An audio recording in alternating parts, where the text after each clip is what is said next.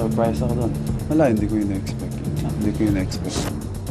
James Yap nagsalita na tungkol sa totoong yaman ng ex-wife na si Kris Aquino.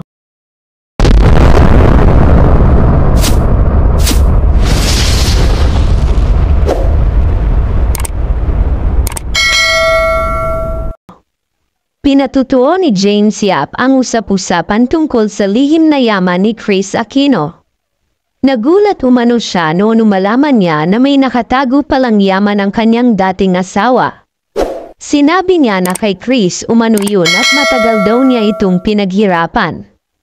Inilihim daw nila ito sa publiko para sa kanilang kaligtasan. Alam naman daw nating lahat na mayaman talaga ang pamilya Aquino. Nagpapasalamat din daw siya kay Kris dahil sa pagpapalaki niya ng maayos sa kanilang anak na si Bimbi. Ipinagdarasal din daw niya na sana ay gumaling na si Kris sa kanyang karamdaman. Anong masasabi niyo sa pahayag na ito ni James Yap? Comment niyo lang sa ibaba at atin yang pag-uusapan.